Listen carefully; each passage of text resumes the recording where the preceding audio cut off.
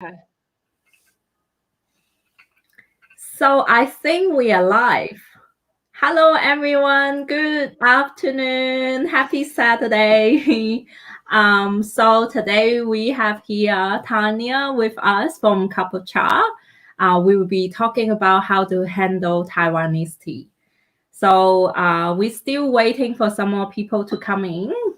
And before that, we're going to play a intro video about Tania.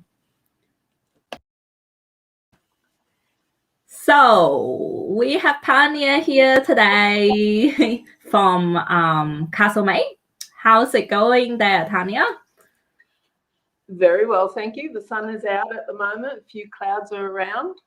That's great. I'm very excited actually because we had a rehearsal and we touched on a few of the things that we were going to talk about. And yeah, I'm very, very interested to learn more about the history of like how tea developed into like the current production line in Taiwan, and also am curious in your tips about handling Taiwanese tea, because I have to say I have not been to Taiwan, and you have took like 2 different group of people to Taiwan already for a tea plantation trip.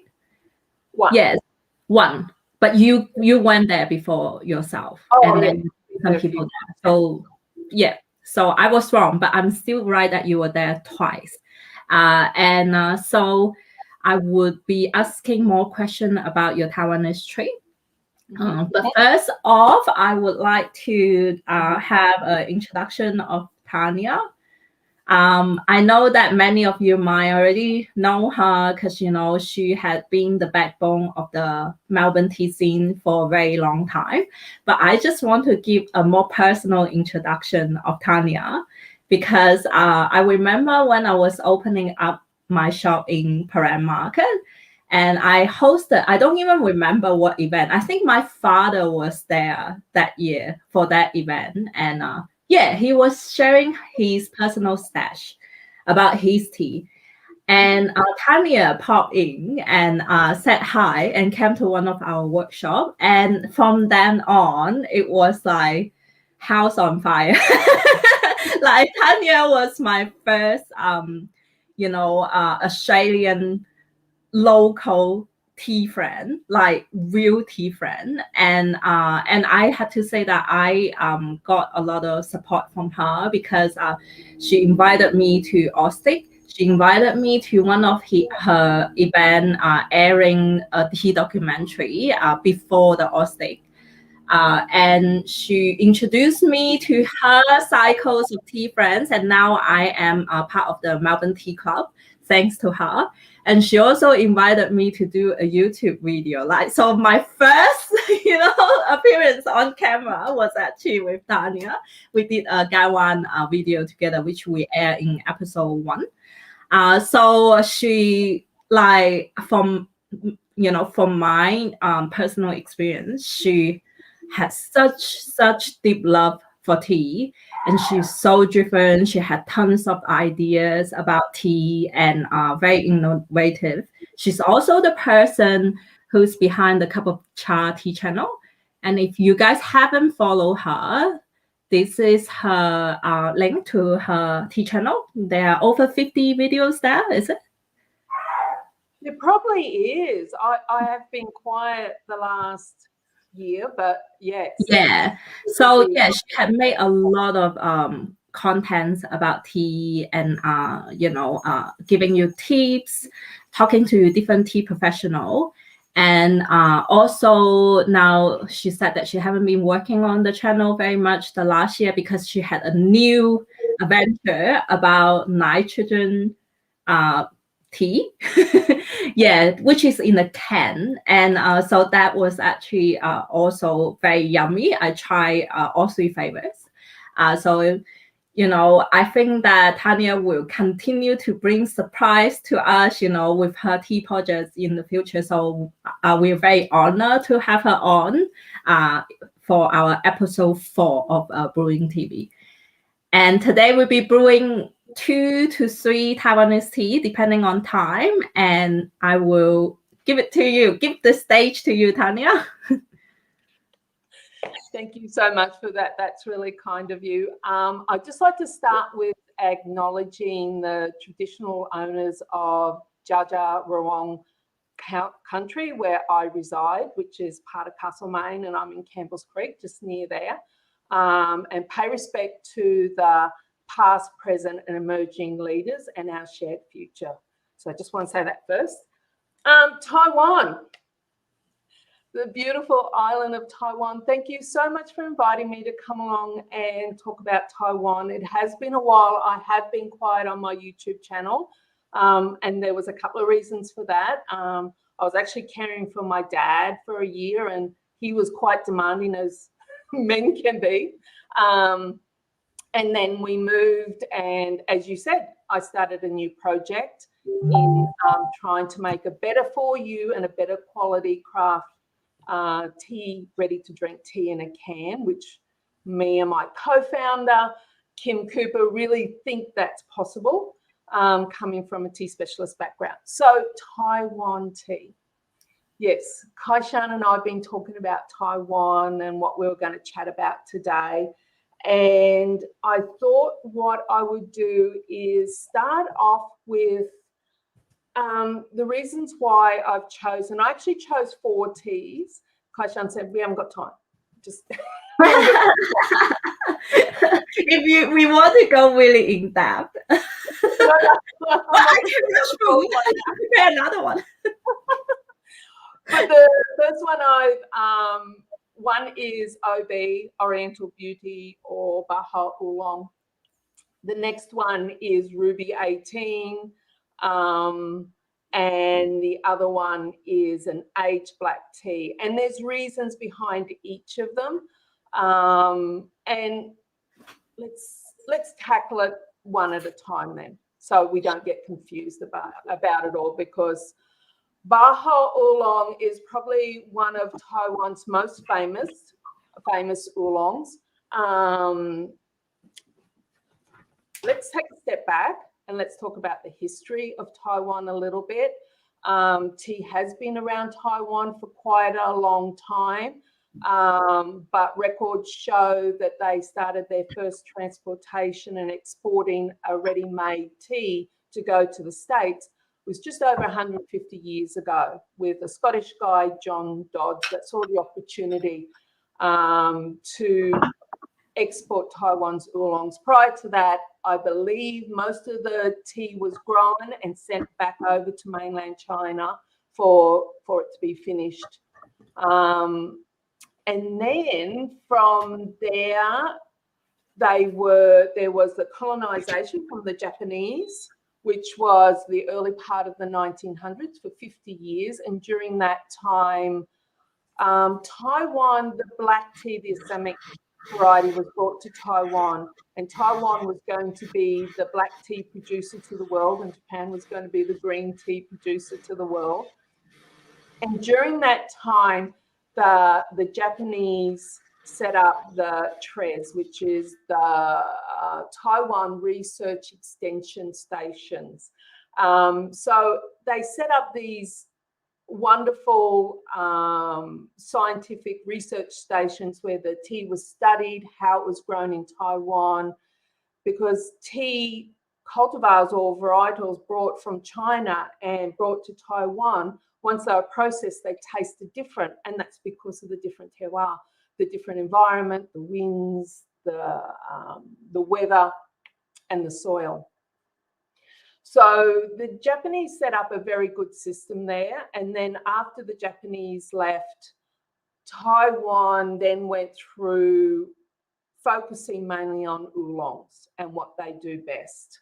They still have a little bit of green tea, some white tea there, because they are very innovative and they like to play. So they do white, and they'll do a green tea, and they've got some black teas as well, but they really specialize in their oolongs. And even though I'm showing you 2 teas that are black teas, I'll tell you the reason behind that as well. So Baho Oolong. It is one of their most famous, one of their most expensive, and I think Kaishan has shown you it on the camera. Yes. And I already warmed my you. And if you can, oh, that's great, Kaishan, that's great. So it comes under a lot of different names. There's 5 colours: champagne oolong, white tip oolong, oriental beauty, which is, how do I say that? Mao Feng Dong Rang.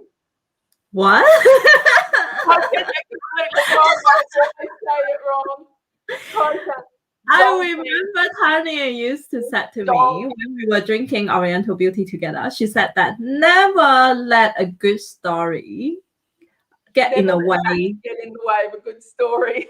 Oh, yes, yes. Never let the fact get in the way of a good story. And I remember really well because for Oriental Beauty, the story that was told is that this tea was given to the Queen Elizabeth. And she loved it so much, and she called it Oriental Beauty. But like I research and research and research, and there's like no fact around these stories. Yeah, there's lots of different stories behind it, but really the name Oriental Beauty, sort of like the only records that are out there show up around the 70s. So it seems to be a lot of innovation around the 70s. In tea, and that includes China and Taiwan. But but the name prior to that was Hong Fong, Beggar's Tea.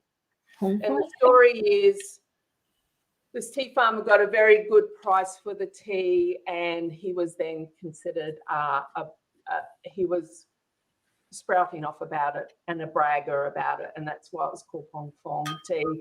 The name Oriental Beauty, they actually don't know exactly the reasoning behind it. There could be a number of names because Bai Hao is I just noticed that I write it wrong. Bai Hao means white fur. White, yeah. So if I already brewed the tea, but when it was dry, you can actually see that, it's very, very obvious that there's like some furry buds of, white in it.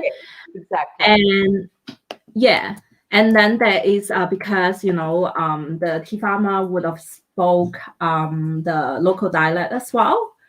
So that would have been why there would be like other pronunciation about the same name. But I think that at the moment, Bai Hao Wulong is like the most recognized in the, in the Chinese tea world. And then the other one is the Oriental Beauty. So Oriental Beauty in Mandarin is Dongfang Meiren. Oh, see, that's why I have Kaishan here to help me. Competitions. So I'm going to brew mine, but let me give you a tip. If you go to my YouTube website, I actually do show this chart, right? And it's a really simple way of brewing Taiwanese teas. I like to try and keep it simple because not everyone has scales. So here, it's about half full, right? The tea. And you brew it at 85 degrees. And the first infusion is for 1 minute. So I'm going to refer back to your session you had on Thursday night, Kaishan. Yeah. Do not throw away that first infusion. No. Don't do that. No, well, also because it makes sense, right? If you're buying competition grade, considering how much money you pay for that tea, for that tiny patch of tea, you throw away the first infusions, like throwing $20 away or something. It's like it's a complete waste, And the thing is also, just to keep it in perspective, I know in Taiwan, so many of the tea farmers have their ISO. What is it? The ISO. I haven't thought about this for ages. The ISO 91,000. So it's the international food standards. So they have to go through an awful lot. So my first infusion has been sitting here for about a minute now. They go through an awful lot to get that certification of the food standards. And when you go into those tea farms, they're just so clean and tidy, and a lot of the floors are like painted with the special paint, you know, and so it can be cleaned up so easily. So please don't throw away your first ones. Yeah, I do have a question. When you brew, oh, great, that's nice. What would your recommended grammage? Yeah, with Oriental Beauty, it is you half fill your brewing vessel. Now I'm doing this in a glass teapot. Normally I just do ceramic, so you could actually see.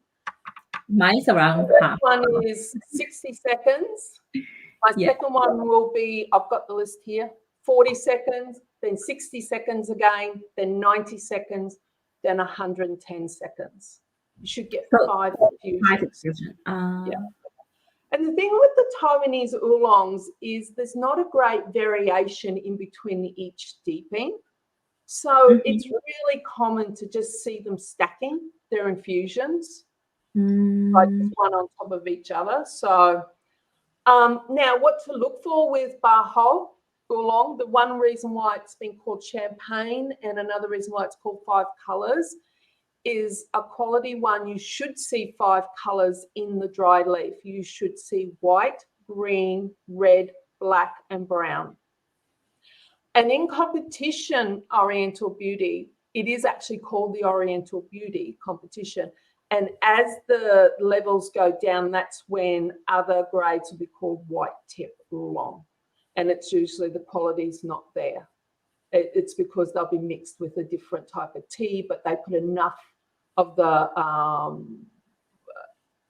correct Oriental Beauty in there to give an essence of that honey. Now, the reason why it's so funny, so famous, not funny, and unique is that it is a summer tea. It's harvested for about a month, 2 weeks to a month, and it's after the green leaf hoppers. Now, there is a scientific name there, but I'm going to call it the little green leaf hopper because that's what they talk about. And they wait by the lunar moon for them to come in, and they hope there's not too much rain. And the tea farmers love these little grasshoppers to come and bite the plant because it's the reaction of the little green leaf hopper, grasshopper. You know, I just want to say that Baihao oolong is one that you do not need certification to know it's organic. Because if you use like, fertilizer or like, the chemical to kill the bugs, you would not be able to make it. So this is definitely organic. Yeah, absolutely right. And yes, I went to a tea class once and someone said some interesting things about how they get the insects to stop biting, but the farmers want them to bite as much as possible because it brings out that very unique aroma and the very honey. It's like the honey taste and the aroma. There's no other smell like it. Now with Oriental Beauty, there can be a couple of different cultivars that they use. The most famous is the ginseng dapao.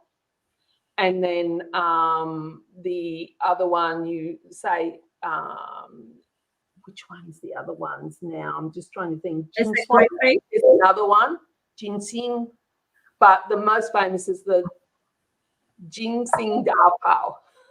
Okay. That is the one that is used. And that's I do have a question because we try some of your Gui Fei as well. And the flavor profile of Gui Fei really reminds me of the Baihao oolong we have today. Is Gui Fei also bug bitten? Yes. Okay. Yeah. It's gotten to the point now that people love that honey type taste that the tea farmers will try and use it for as many. If you see that honey black, that they're just hoping that the grasshoppers have come in and bitten. But there's also 2 ways of getting that honey type profile. I can go down through so many rabbit holes here, Kaishan. Yeah, give me one. It can be from the grasshopper, but it can also be from baking. If they're really good bakers, they can bring a high profile out in their baking as well. So that is Oriental Beauty. My last trip to Taiwan, I usually go in October, November, but this time I went during Oriental Beauty season. And it was just amazing to sit there and watch the process. Now, it is one of the most expensive teas, but it's also one of the teas, there is so many processes that go into it. And I can take you through it now, but it is hours and hours that it takes them to make that tea that they don't go to sleep. The amount of tea leaves they take, and it is a bud and 2 little leaves. High competition is a bud and 1 leaf. Wow. You know, so okay. I'm just going to see if I can get some wet. I do want to mention that excuse me if I don't pronounce your name right.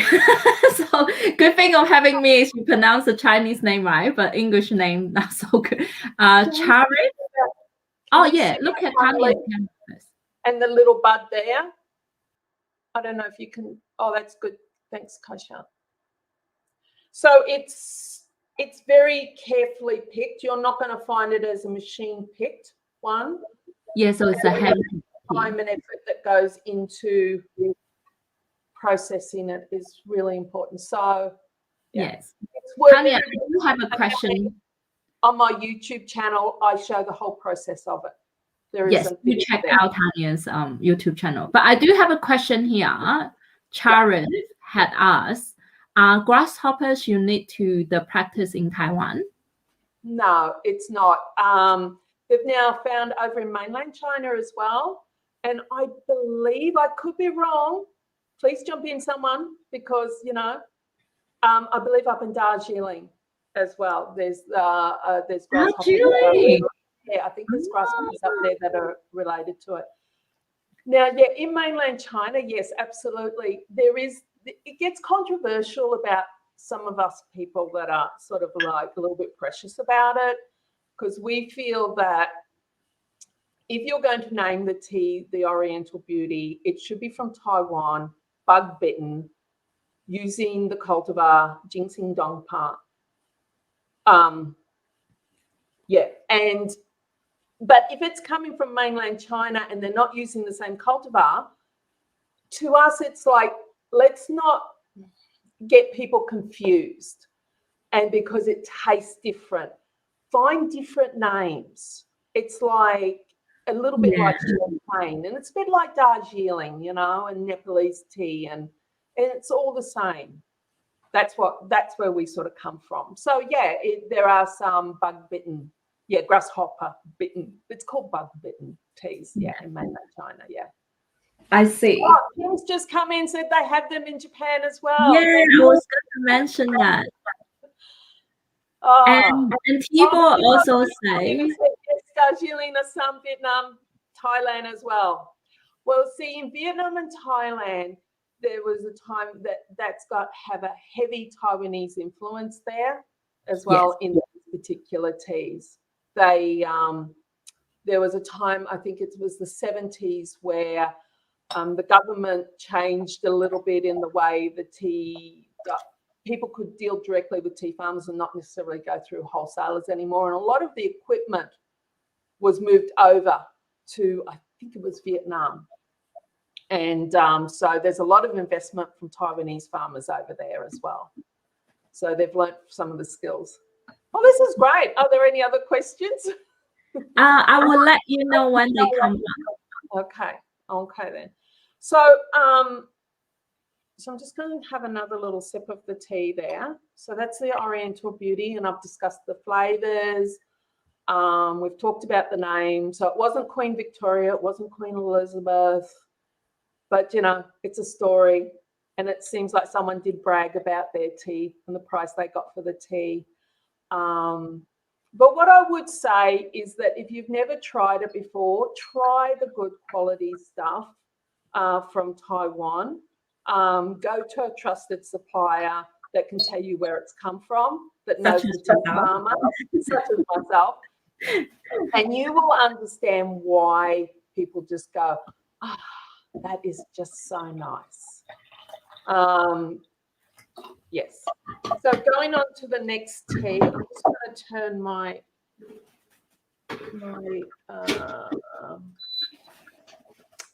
kettle up. Yep. So I just turned my kettle up as well. It could be noisy here for a little bit, guys. Kaishan's got me with so many teapots here. Oh, the other thing is too, so like I said, I've got the chart that shows 5 infusions, and at the very end, take your leaves, throw them into cold water and pop them in the fridge. Don't waste your tea leaves. You pay a lot of money for them. Enjoy them. I also have a friend, Pascal, which a few of them would know, and if she doesn't finish all the infusions, she pops them in a container and pops them in the fridge. And I still remember getting a message from her once. It was like a month later. She went, "Oh, guess what? I just found some tea leaves at the back of my fridge and I've just brewed them up and they were great." Oh, really? Because tea leaf can absorb smell.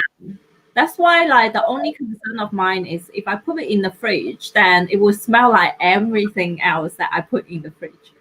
Well, it's got to be in a sealed container, Kaishan. Yeah, but still, it will like it can smell like the plastic, and it can like okay, like if I brew a whole lot of tea and then I bought a new car, which I did some time ago, I would use those brew tea leaf to absorb the new car smell, and it works really well. Oh, okay. Yeah.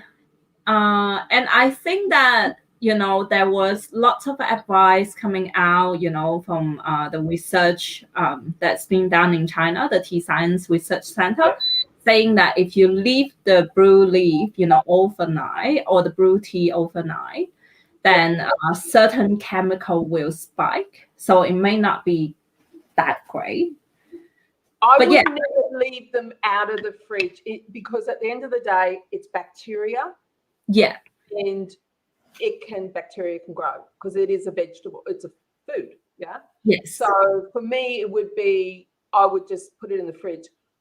Personally, what I've done is I've actually taken my glass teapot and I've put the lid on it and put that into the fridge. So I got another question. Sorry? Yeah, I got another question from Kirsten. Sorry, Kirsten, if I mispronounce it. Is there a particular region of Taiwan that grows the tea, or is it all over the island? It's mainly on the west coast and the top part of Taiwan. And it goes down the east coast as well. It's probably not as well known down the east coast because when the cyclones come through, that's where they get the winds a lot more. But there is some really great dark Taitung County has some really great red oolongs there. But the most famous are up in the mountains and the top part. Yeah. Well, where about is Nantong County? Because it's in the middle. So it's where Sunbeam Lake is and everything. So it's in the middle, yeah. Yeah, I thought it's middle because majority of my Taiwanese tea comes from middle of Taiwan. Yeah. So this now we're doing Ruby 18, and you can see I'm adding a lot less. This is what I would consider like a black tea. So it's like 1/4 to 1/5 of the cup. Ruby 18 is a relatively newer cultivar. It was released to the farmers in 1999.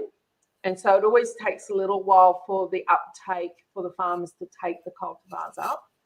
It was just going to keep an eye on this because it's a black tea. The first infusion is 20 seconds. So it's a really fast infusion because it's stripped rolled, this one. So in and out. Yes. Why are you laughing at me? I can't say. So yes. I don't know what you're doing. I'm doing in and out. So Ruby 18 is it is a mix between an indigenous cultivar of Taiwan and the Assamica that was brought across to Taiwan from the Japanese. It is very popular with the tea farmers. They absolutely love making this tea because it's really easy for them to make. Unlike if you ever hear me talking about 21, 21 is far more difficult for them to make, and it's a little bit more temperamental depending on the. I like that glass, Kaishan. Yeah, it's so pretty because it's spring. Yeah. So, yum. This one's a summer tea, and it can be. Oh no, it is harvested any time of the year as well, but mainly around summer. And it's easier to make because the leaf is actually thicker because of the Assamica leaf is a thick leaf, not wide, but as in thick, the density of the leaf. So it's easier for them to roll it, and it's less likely for errors to be made, where 21, the leaf is thinner and they've got to be far more careful. They can't go too long rolling. They can't go too short rolling. It's got to be the right time of the year. And so to get the citrus notes of that. Now with Ruby 18, why it's so unique is, and Kaishan wanted me to talk about this one, is it has a very minty. It's minty and cinnamon. Those are the two aromas that you and tastes that you should be getting from a Ruby. Oh, Pascal is here. Hey, Pascal. Interesting. We just talked about you, Pascal. I don't know if you watched that video. It's interesting that you said it is both minty and cinnamony because we were preparing a workshop with Cheryl, which will be in the paid workshop, the food and tea pairing and finding favorite. Mint, learning from Cheryl is a very cooling sort of favorite, but cinnamon is a very warming favorite. But in this tea, it has both. I know, it's really unusual, isn't it? I don't know of any other tea, like you have that cinnamon coming out in other teas, but that menthol mintiness coming through is very different. And I think that's, people like that because that's what's made it so popular. But like I say, also you've got so many more farmers growing this cultivar now as well, and it's so easy for them and it's unique. So, and this, like I say, this was released by Trez in 99. So that was soon after the massive earthquake that happened in Nantou County, in around that area. So Ruby 18 is mainly grown in around Sun Moon Lake area, all around there. The earthquake was quite devastating for them, so they were able to plant this particular cultivar and focused a lot on their black teas. Yes. And the other thing with Ruby 18, it's more likely to be processed as a black tea.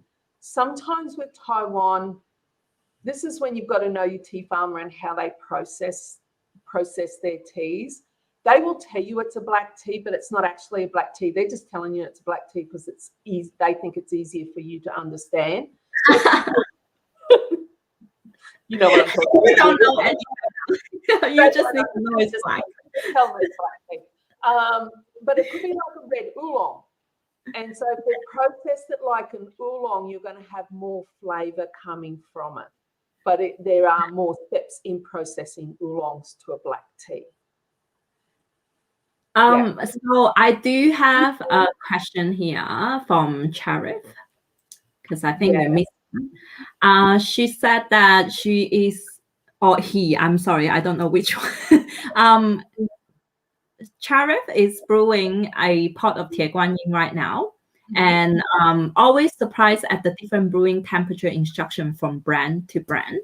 What do you think about that? like, you know, often you will get different advice in how you should approach a tea.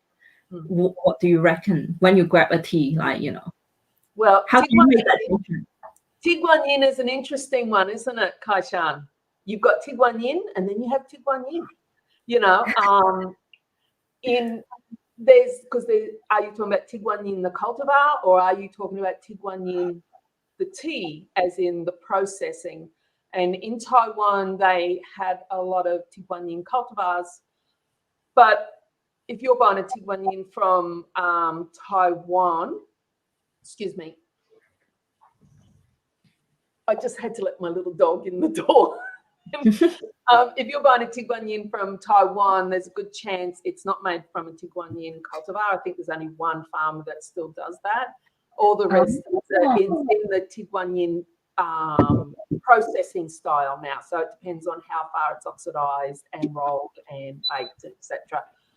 And that's probably part of the reason why you have different brewing parameters and temperatures.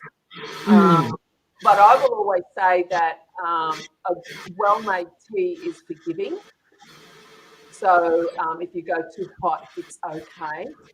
I would say 25 degrees to 100 degrees with a Tiguan Yin, and I would only put about a quarter into the teapot, so allow room for the leaves to open. And the first infusion, 60 seconds. You have to open up those leaves. So that's what I would say about that one. Does that make sense, Charith? Yes, thank you for helping me out with the pronunciation. I'm so sorry, Charith. I have never seen that name before. Kaishan, you're helping me, so... Yes. And we have lots of hugs, you know, in the chat. Yeah, tea party. Yeah. A lot of group hugging going on, yes. Yes.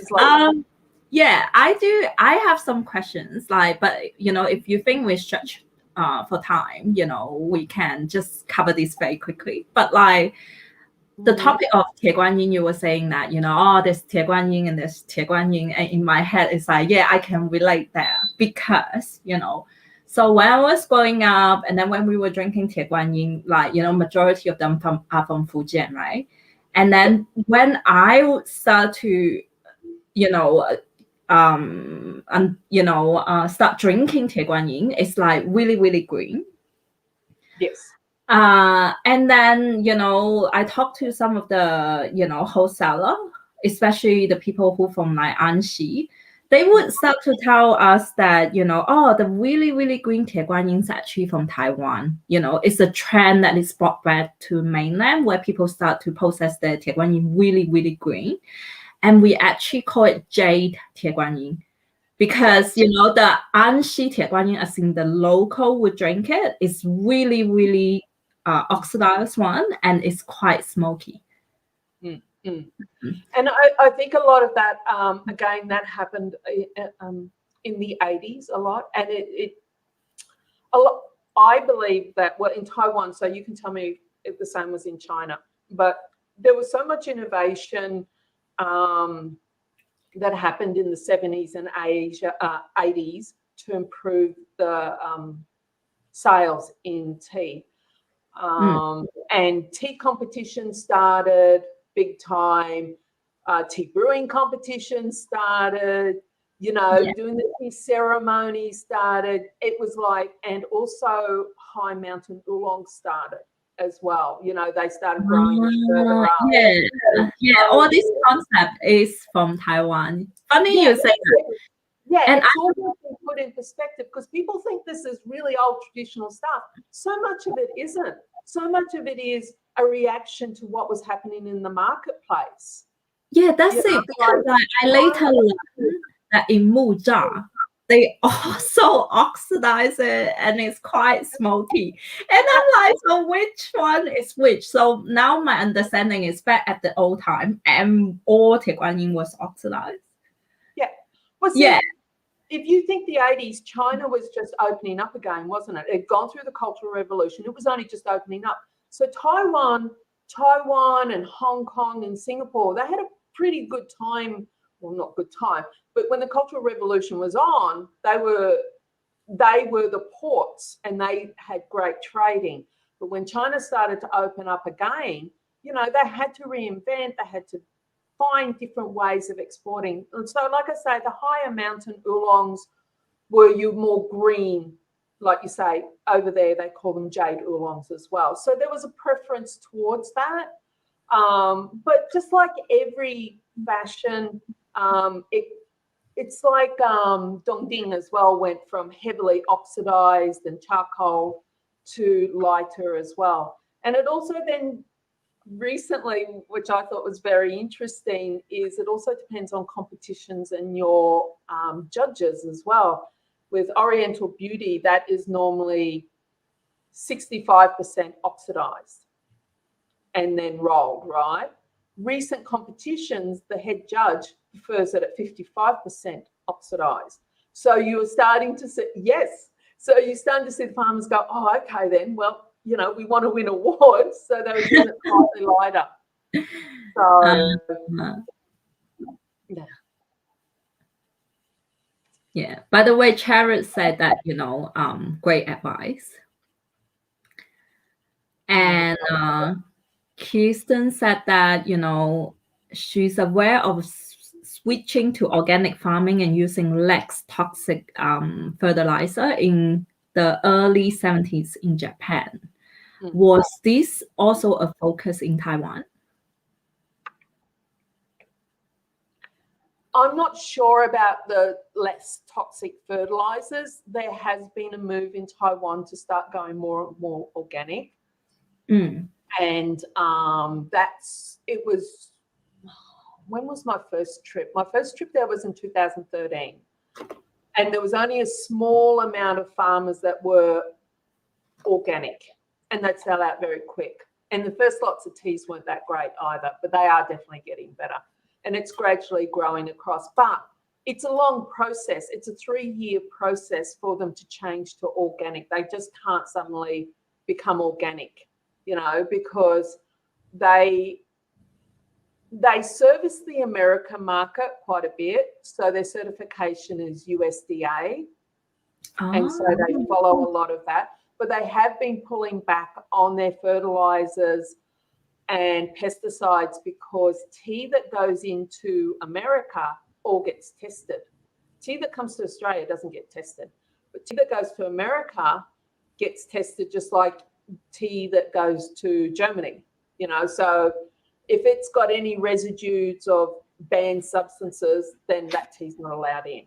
So I see. Interesting. I would say this is, and Taiwan and Japan have a really, really close relationship. It was a really good, like I say, the Japanese colonized them. Yes, they did, but it was a really good relationship between the two, which isn't always the case in other Asian countries. And so they have a very healthy, and they love to share information between each other. It has continued. And many of the older, when you think about it, many of the older Taiwanese people, their first language is actually Japanese because that's how they grew up. You know, yeah, I heard about that too. Actually, I have Taiwanese friends who speak, you know, Japanese so fluent. She actually worked in the Japanese company. Yeah. So let's go on to the aged black tea very quickly while we still have some time left. Now, the aged black tea that Kaishan asked me to talk about. Yeah. It's a really nice tea. It actually comes from, it was processed after the earthquake. So in Taiwan, you come across some wholesalers that still have a ton of tea. And some people that traveled with me a couple of years ago walked through some of the old wholesalers and just saw there's like bags and bags of tea sitting there in really great storage. And it was from the time of the earthquake that was quite devastating for them. So this is an aged tea from back then. Kaishan has kindly shared it with you.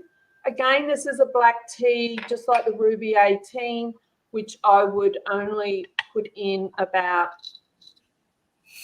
a quarter to a fifth of the teapot. You can see I don't weigh.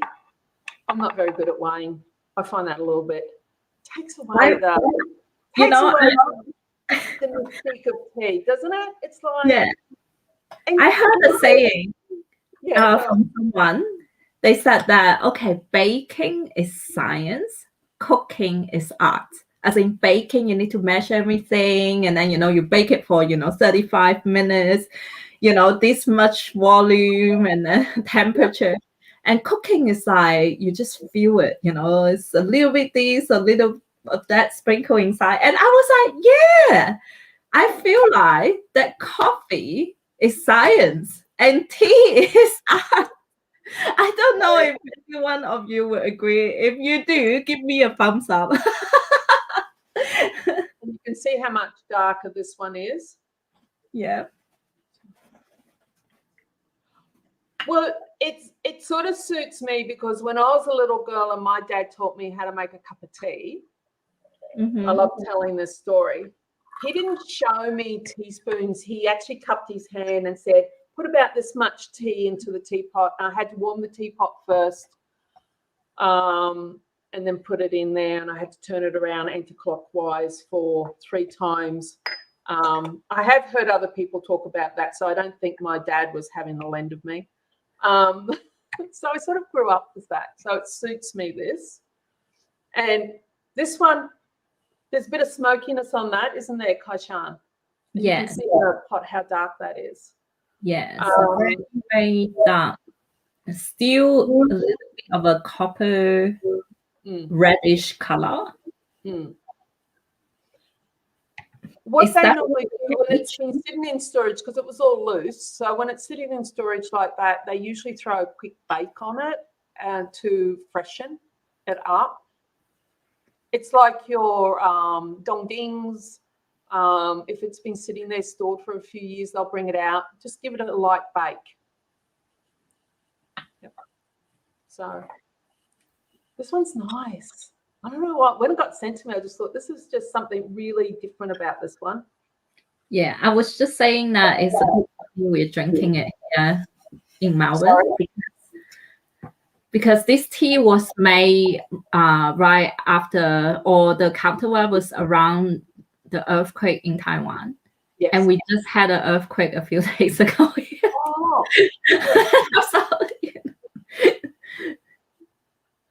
So also what I'd like to, there was a couple of things from your, because we've only got 10 minutes left. So on Thursday, you had your session. So there was a couple of things I'd love to touch on. You talked about the color of certain tea sets. Yes. In Taiwan, they say the best colored cup, ceramic cup, is, and completely agree with Kaishan, like a cup that has the sides like that, a higher side. So because Taiwan's all about the aroma. Whenever you evaluate a Taiwanese oolong or a Taiwanese tea, it's always about the aroma. It's got to have high aroma. But also this cup has, I'm trying to find something that's I can compare it to.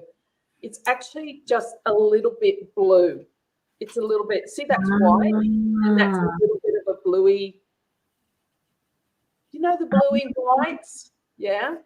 And they say a blue cup shows your oolongs off better, especially your oolong. Yeah. It just lifts the liquor. I need to do some research about it. But yes, so we do have 10 minutes left, but I don't mind if we are talking about something very interesting. We might go a little bit over time, so no worries. I do want to say that, now will be the time. If you guys have any more questions, just put that in. We'll be focusing on answering questions rather than brewing tea now. That's why I take the cam off. And I have a, interesting things to talk about. I don't know if this is a question. I remember going to Phoenix Mountain, when we go to Danchong. And then the local farmer, and he's quite old. He's second generation himself, tea farmer. And then he has a son who's, going to take over his business. And I was asking him a question like, in Taiwan, they are like, doing the high mountain tea, as you mentioned. And he's just like saying with such, like there's a bit of a negativity in his emotion. He's like, yeah, those Taiwanese so good at selling things. Everything here in Phoenix Mountain is high mountain. We don't know why we thought that. And I'm like, oh, absolutely. Yeah, true. Like, I'm in Phoenix Mountain. It is a mountain. So everything grown here is mountain tea, like true that, So absolutely. They are really great marketers, like seriously good marketers. And that's what I love about their innovation and everything. And yes, I would agree with you there. And it was like we were talking the other day and we were talking about the aroma cup. Yeah. And so I'd get it out. I thought I'd get it out and show people that you may have seen this aroma cup set type thing. And some people think that's old traditional way. No, it was developed in the 70s. And it was part of that push of finding a nice tea ceremony, just like the Japanese had, that would reinvigorate the interest in local tea drinking.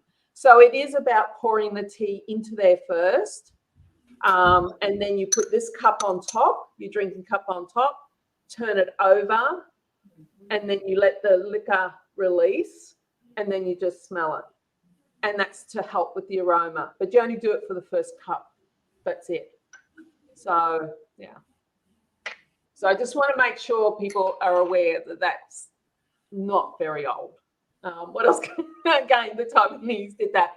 And Taiwan, again, in the 80s, and Kaishan says she remembers this as a kid, cream tea, bubble tea, and the cold brewing tea, Taiwan.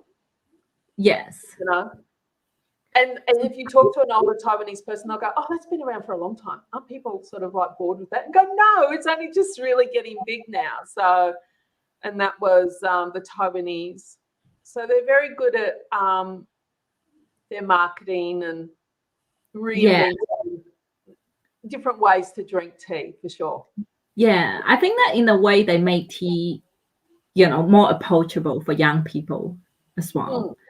Like the bubble tea market is definitely huge. Like at times I also would crave, but it's really too sweet for me. If I order one, then I would say no sugar and no ice. Yeah. So Kristen said that blue cups for a blue tea. That's correct. Yes. She's been paying attention.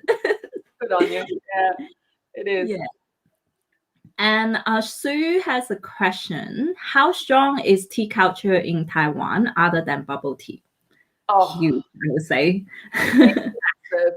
They're very proud of the fact that their teas, their oolongs are the best. And besides BrewIN, the rock oolongs, the Taiwanese have got the best out there as far as the spectrum and the depth of what you can do with oolongs. They respect tradition, but they add their modern take on it. But the way, I don't have any samples here today, but the way they do the ball tea is extraordinary. Like the round effect that they get and the dedication they have to the competitions and putting out a quality product is, quite extraordinary. So, yes, they're very proud of their tea culture. And I don't know, every time I meet a Taiwanese person, they seem to know a Taiwanese tea farmer. So, yes, it's still very strong there. And you just need to walk around Taipei as well. You still see the old wholesale section where people are still charcoaling or baking certain teas to their signature. Sorry. Sue also want to know, do young generation enjoy tea? And I would assume that she's talking about pure leaf tea. Do they enjoy pure leaf tea there? Yes, they do. The ones that I've seen, yeah, they absolutely do. And the generations are going back into the farm as well, and they're very proud of it. So I think what Taiwan faces, the challenges that they face now is more labour shortages, pretty much like a lot of other countries, and that quality picking, but they're finding ways of machine harvesting now and still getting a very good quality product out there. But yeah, because they pay their work as well, but a lot of them get paid better in the city. So you have tea pickers that are coming in from Thailand and Vietnam now to pick tea, and they're trained in picking teas. Yeah. I would actually like to add a little bit about tea culture about Taiwan. I would say that without Taiwan, the link, we would have missed a link in the continuities of Chinese tea.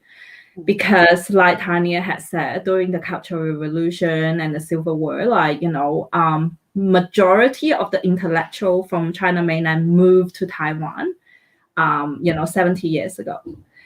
So they brought along, brought a lot of the, I would say, people who do understand tea culture, and they brought a lot of books as well.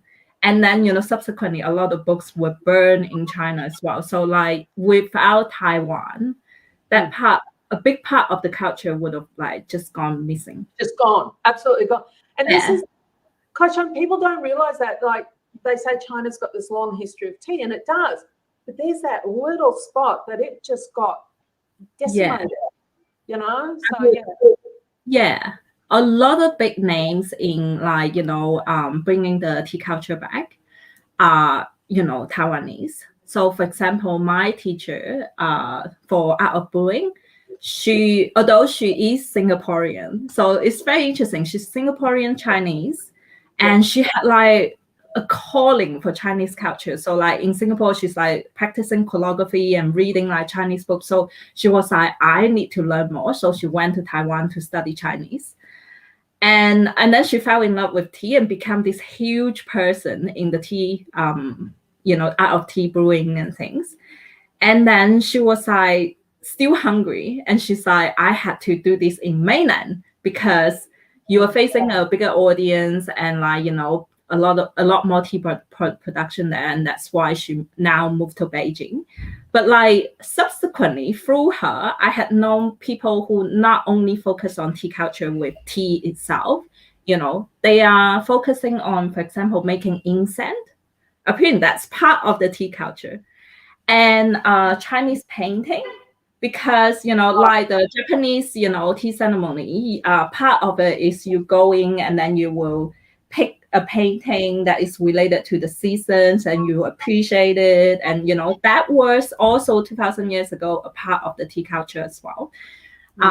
There's a period of time, again 2,000 years ago, you would have took a shower before you brew tea. So I just think that, without the dedication of the tea people in Taiwan, China wouldn't have recovered as quickly in tea production and, in tea culture. And I think in particular, if you've ever read the book Ancient Caravans, Urban Chic by Jihong Zhang, where she talks about it was the Taiwanese traders that went into Yunnan to rejuvenate the pu'er. Yes. It was them that went in. They went back to the farmers and said, this used to be big. You must, and they bought up whatever stock was there. I think they helped them to relearn it or something like that. I'm not too sure. I need to get the book out and read it. But it's I'm going to interview Jing Hong in one of the workshops. Oh, fantastic. Yeah. She's amazing. And if you don't know her, she's actually not a tea person. She's an anthropologist. And I think that's really great. From her perspective, she looks at the way people live and what happens. So she's not going to talk about what's better. She just actually talks about the movement of people. And I think that is amazing to see it. I'm glad. Oh, she's fantastic. I love her.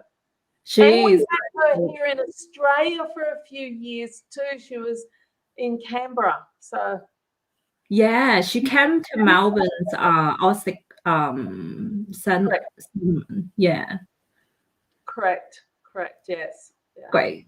So one more questions before we go. Okay. Charif said that does Taiwan have much of a tea culture predating the Chinese nationalist migration? What's your take on that? My take on it, look, I'll be honest, I'm not that great on the history. I just know little bits and pieces, and there's people far better than me that have studied this. But what I would say is my understanding is, yes, there was a tea culture there because the Chinese have been immigrating to Taiwan for 400 years or something like that, Kaishan. And so the tea plants were going over there. There's just no real written history. My understanding is because it tasted different, they were like, oh, this isn't, to our standard or whatever. But it really grew when John Dodds decided, bang, I'm taking this to America. And he set sail the first lots of ships that went to America 150 years ago. Yeah. So I also haven't done a lot of concrete research, but from memory, like from learning history, yes, I think people from Fujian, I think there's a spot in mainland where you stand at the edge of the sea, you can see Taiwan across the sea. It's that close. So people have been migrating for hundreds and hundreds of years, and potentially they speak the same language. And so I would say that the tea habits are very, very similar from Fujian and Taiwan. And that's why, we all know how to sing this song called I Pian. my dialect speaking is not very good. Anyway, we all know how to sing a song in local dialects in Taiwan. And we all know how to say drink tea in the dialect, which is just there. And so tea culture, I think that tea culture would be one of the fundamental elements of Taiwan. Yeah, so definitely huge. Like, just see Charith, it was in the 1940s. Yes, tea culture would have been important then as well, because because they were already exporting to America, and it was in the 70s. So when China came out of the Cultural Revolution and trading opened up a bit, that's when they started thinking we need to really focus on improving the domestic. But yeah, it was there. Yes. Because that was also when the Japanese were still there as well. Yes. So my memory sometimes takes a little while to think here. Yes. And you were saying that the Japanese wanted Taiwan to grow a lot more black tea. Yeah, right? They were going to be the black. That was the ultimate plan from the Japanese. They were going to be, Taiwan was the black tea producer for the world, and they were going to be the green tea producers. And I think they were going to take China on. Yes. Let's not let facts get in the way of a good story here. But no, they were heavily focused on black tea for sure, and they still have the original trees that were brought across there. So, but they're up to cultivar number, I think they're up to 24 or 23. So they're constantly playing with different variations. But, in Taiwan, it's the ginseng oolong that is the most popular cultivar there. 65% of the farms are growing that particular one. And other cultivars are for, more harvesting, so they can get more harvests from them, more resistant. Because ginseng is a slower grower. Yes. Slower grower. But it's very disease resistant. So it's still very much a favorite. Of the we are 5 minutes over, but I want to sneak in one. In your knowledge, do they make striped oolong or do they only make ball oolong? In Taiwan? In Taiwan, yeah. they make both. What's the percentage of the striped oolong that they make? I reckon it'd be, because all their high mountain oolongs, your milk oolongs, that's all bald. Dongding's all bald. I just happened to pick out a couple of the striped ones. I believe it would be at least 60 or 70% would be bald oolongs. Yeah. Yeah, I think it would be. Yeah. Okay. I think Ruby 18 may be making a bit of a change to that. But bold oolong works well for shipping and transportation for them. Yeah, true. And if you're interested, on my YouTube channel, there is a full video on how they do the bold oolong with one of my favorite tea farmers, Mr. Wang, and he is award-winning, and it's amazing to watch. Okay, so here's what I'm gonna use. Send me that guide, the brewing guide, so I can share on the wall, or give me a link, then I will link back to you, and then also share that video link so I can also post it, for the audience who's interested to watch that video. But I do think that, we are now 6 minutes over. We might need to say goodbye. No, don't be sorry. It was very interesting. And I hope you have all enjoyed the show today. And the next one coming up is on Thursday at 8 o'clock. If you can't catch us, just watch the replay. We are also, showing this on YouTube. Just search for BrewIN Melbourne on YouTube. And in order to support us and support Tania, who had dedicated, so much effort and time into, making this happen for all of you, please do, mention us to your friends, share this on, your wall, so, more people get to know about the Brewing Tea Festival. And Tania is so kind to also offer, for this weekend only, if you purchase anything in her website, she will put in a tea sample from her personal stash. Private stash stuff. Yeah, exactly. Because normally the private stash is those teas that might be too expensive for the general market to buy, right? I have a few of those. So, we are very lucky that, Tania would be sharing her secret stash. I'm curious too. Well, what would they be like? Will you give us some, idea? Oh, well, there's one of my favorite tea farmers, Johnny too, and I love his tea, but he's so expensive. I just can't even sell him here. But so I'm guessing it's competition grade. Oh yeah. Okay, cool. Okay, yeah, I will share the details on the wall as well. And yeah, again, the next episode is Thursday at 8 p.m. with Minna Graham. Minna Graham is a local ceramicist. She's, lived in Dalesford, and all of her wear was made and fired in Dalesford. She'll be giving us a private tour into her studio, which I have visited. It's such a great location, and it's surrounded by trees, such a great environment. No doubt that she's, producing beautiful work from her workshop. So stay tuned, and I'll see you in the next episode. Thank you, guys. Thank you. Ooh, if I know how to turn this off.